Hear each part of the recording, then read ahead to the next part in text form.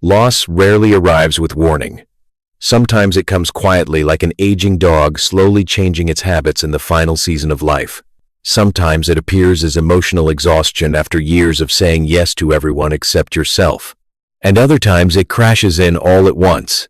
A storm, a fire, a single moment that destroys years of hard work. But nature tells us something important. Retreat is not always weakness. Scientists have discovered that animals often change behavior during danger, not because they are giving up, but because survival requires adaptation. In the same way, people who step back, become silent, or rebuild slowly are not failing. They are healing. Perhaps the hardest seasons of life are not punishments at all, but invitations to become wiser, stronger, and more honest about what truly matters. Deo the donkey believed that being needed was the same as being loved.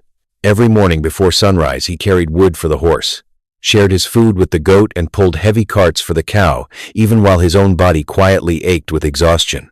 He smiled through the pain because he thought sacrifice would guarantee loyalty forever. But one cold evening, Deo collapsed from hunger and fatigue, and something painful became clear. The valley did not stop. The others simply walked past him and continued their comfortable lives. In that moment, Deo realized they were attached to his usefulness, not his heart. So the next morning he did something small but powerful. He said no. And strangely, the world did not fall apart. Others carried their own burdens.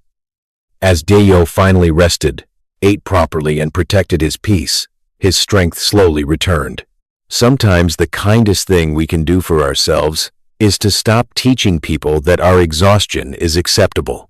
Todd the fox once believed safety came from having the perfect home. For many seasons, he carefully built a warm den beneath a great oak tree, storing food for winter and protecting every small comfort he had earned through hard work. But one violent night, the river overflowed without warning. By morning, the flood had taken everything. His home was gone. His supplies had vanished. And as Todd wandered through the mud in silence, anger slowly turned into emptiness. Then, an old turtle beside the river spoke gently.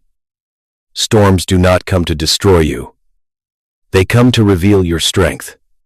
Those words stayed with Todd. The flood had stolen his possessions, but it could not wash away his knowledge, his courage, or his will to begin again. So instead of rebuilding in the same fragile place, Todd climbed to higher ground and built a stronger home than before. Sometimes life removes what feels secure, only to guide us towards something wiser, safer, and more lasting.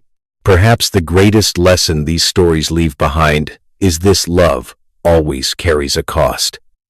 A dog does not spend its final moments fearing death the way humans imagine.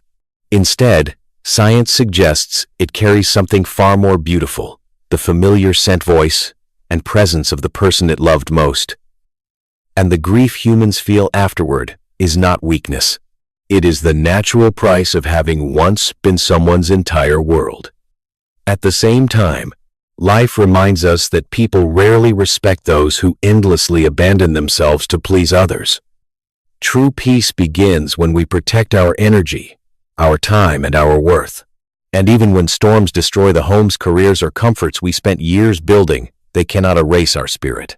As long as courage, wisdom, and hope remain alive inside us, we are never truly starting from nothing. We are simply beginning again, stronger than before.